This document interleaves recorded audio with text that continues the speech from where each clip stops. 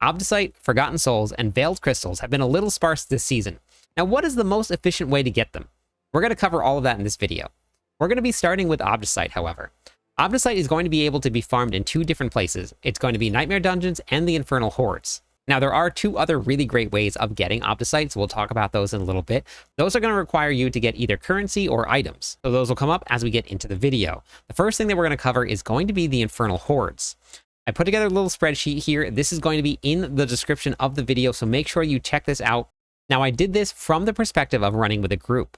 Now, I know that there are a lot of you out there that love to play solo, or you've never even had the opportunity of playing in a group before. What are the benefits of running with a group, and what's the benefits of running solo? If you run solo, you're going to need a build that can clear most of the room in one shot. And the reason you want to do that is because killing monsters is what spawns the event. Now, what the events are and how to pick your boons and your banes is going to be in this video right here. This video is going to be from last season. I'll be updating it, but it will basically not be changing. So make sure you check that out to make the right choices. Why you want to run in a group? Because you can put someone in each of the event spots.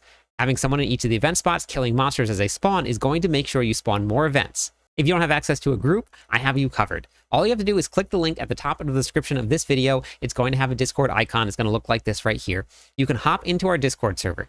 And whether you are brand new to the game and you're just learning how to get through the end game, or you've been playing Diablo IV like me since the very beginning of the game, it's going to be a great place for you. It's very active. There's people in voice chat every day running parties. You can hop in, farm some Obducite. So how the sheet breaks down. We did 10 runs. I recorded every single little bit of Obducite that we got, and then I also recorded whether or not I got refinement tributes. What are refinement tributes? We'll talk about that in 1 second. What we did is that we got a total of 52,000. We had an average of 13 minutes per run. So that was our total for the 2.6 hours. Now that's going to come into play because we're going to talk about Nightmare Dungeons and how much we compared to about 2.5 hours of Nightmare Dungeons versus 2.5 hours of the Infernal Hordes. Now let's talk about the refinement tributes. In the 10 runs that we did, we dropped 6 refinement tributes. That's a very, very high rate.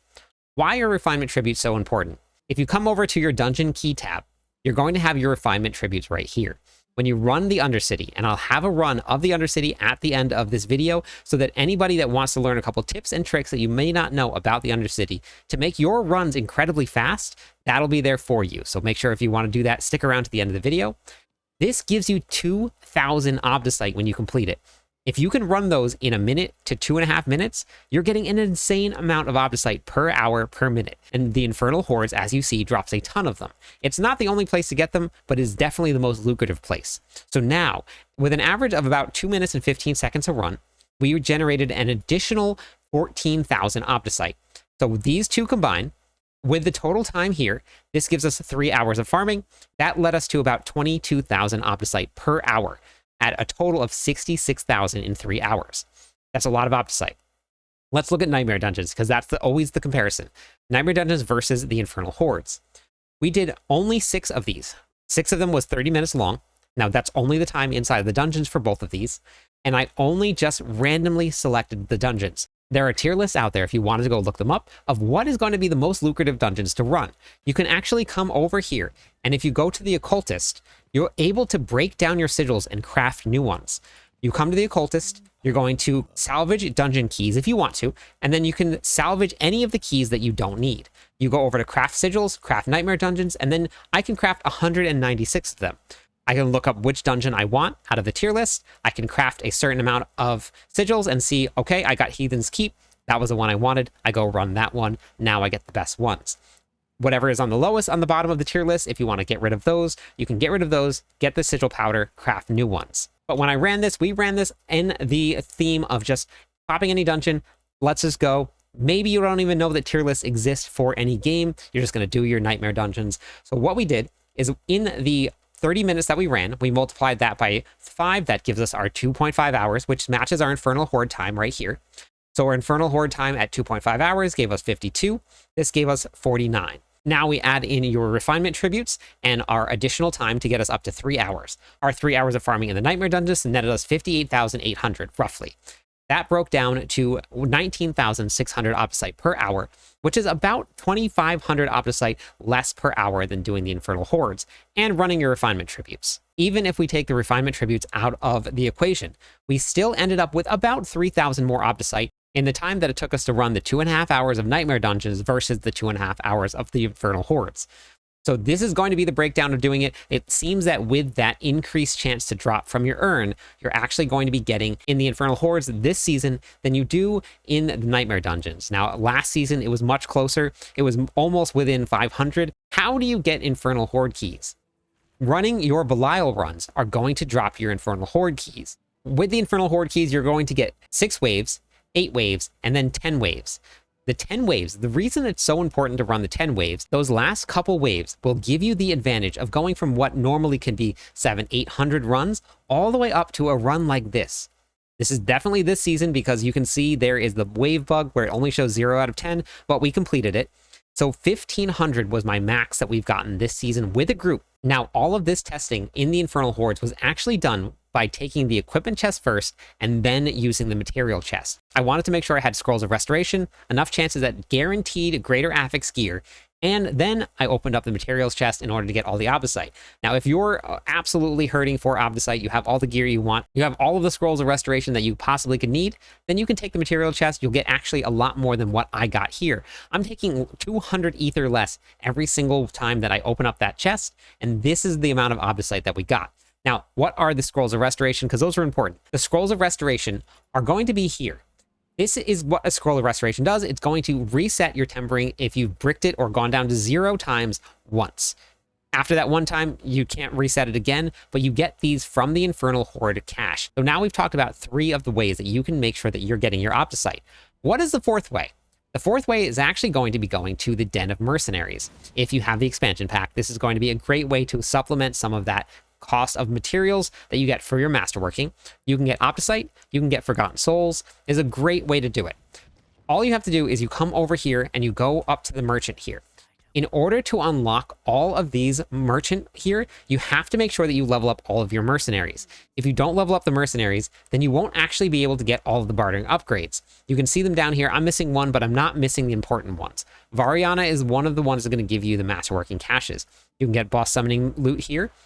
If you reset here and you look at your masterworking cache, we're going to buy a masterworking cache. What you're going to get out of this masterworking cache is going to be 1500 Obducite for that one cache. In literally a second, we have 1500 Obducite.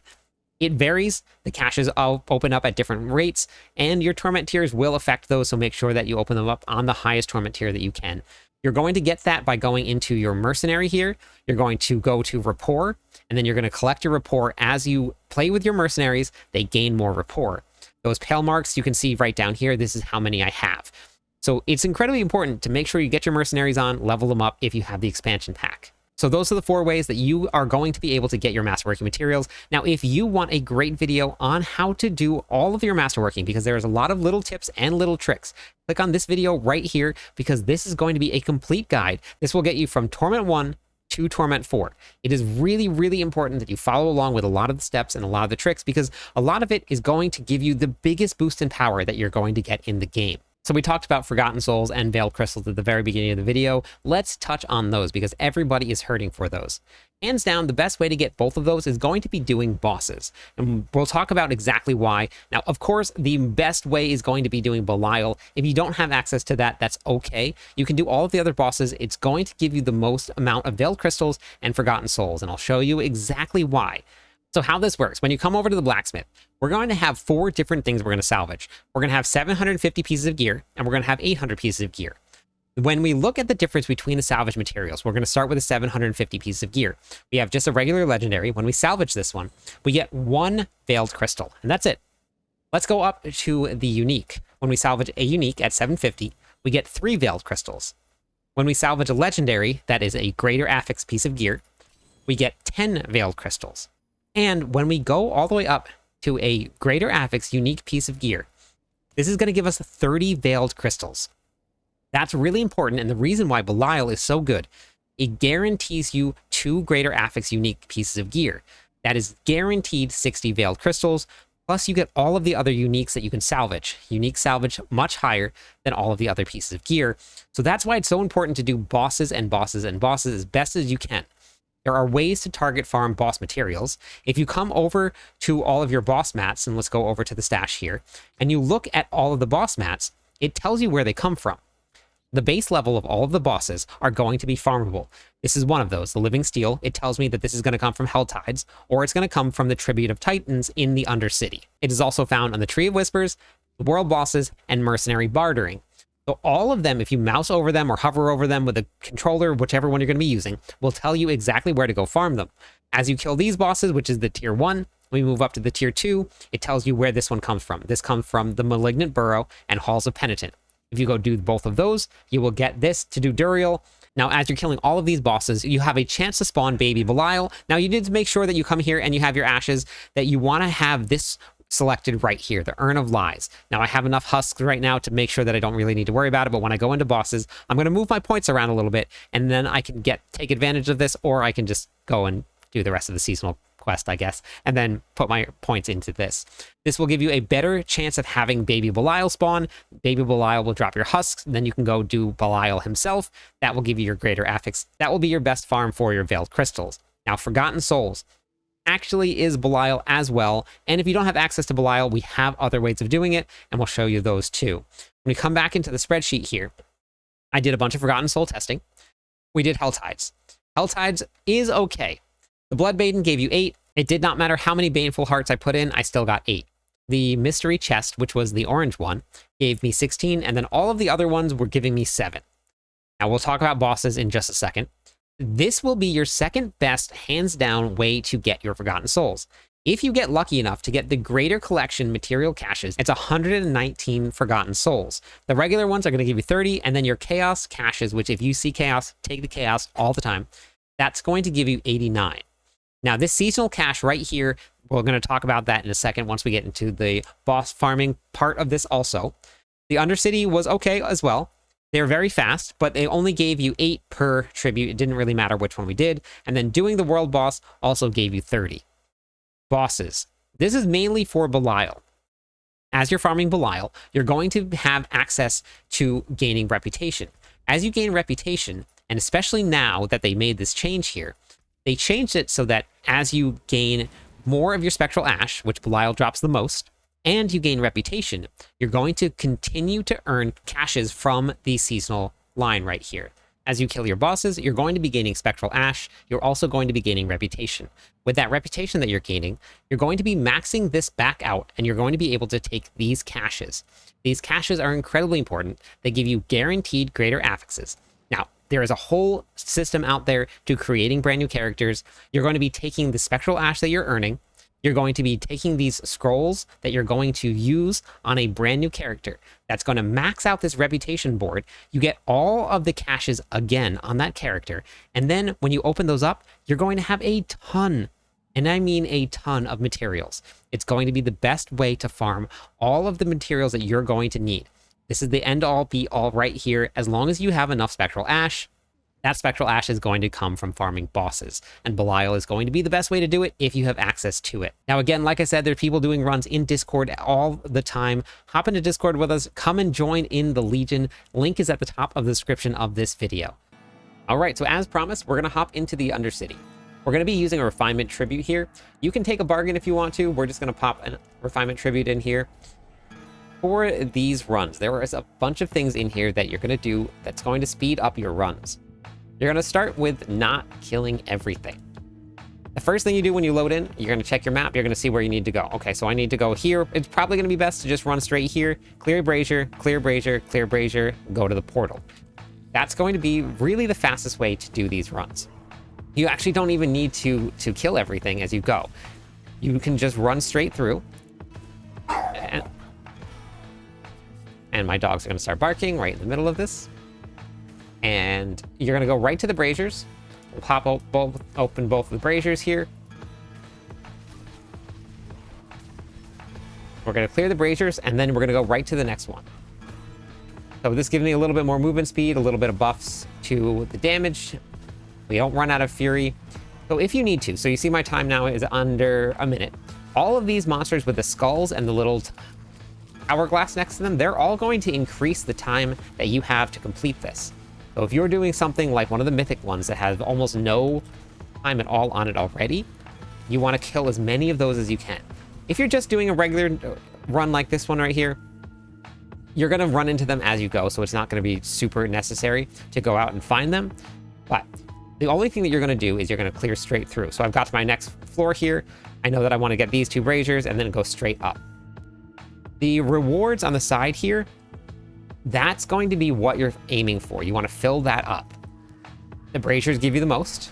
You can kill monsters as you go if you have a really, really fast, high clearing build that's with high mobility. That's really, really great. Like the more AoE you have, the better. So we're going to pop this open. Now, if I was to just run this for speed, and we're not doing a demo on it, I would probably go into Leap. Leap can clear walls. Spiritborn have a way to clear walls. Rogues are incredibly fast. Sorks are probably the fastest out there.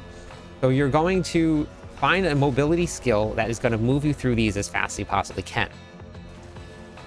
Now, as we're clearing through, we're going to be coming up into the final floor. If you don't have enough time to do this event, let's say that you're running down, you're at like 30 seconds left, you can skip it. It's just going to hurt your progress towards your rewards. So now that that's done, we're going to go down.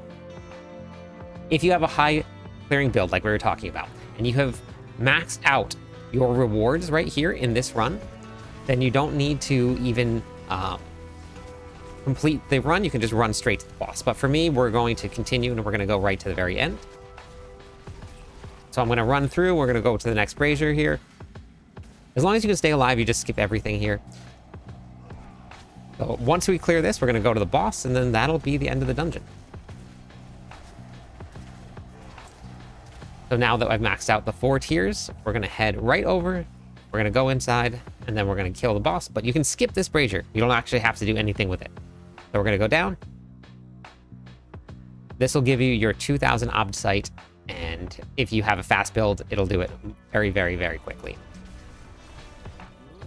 Wait for the boss to spawn. Or it kicks me out of there. Interesting. Never done that before. We'll wait for the boss to spawn for round 2. And that's it. That's your Undercity run. Nice and quick. Get your 2,000 Obducite. Make sure you skip everything. You don't have to kill it all. That is all I got for Obducite, Veiled Crystals, and Forgotten Soul farming. Hopefully you found this video useful. If you did, make sure you share it with your friends. Thank you everybody for watching.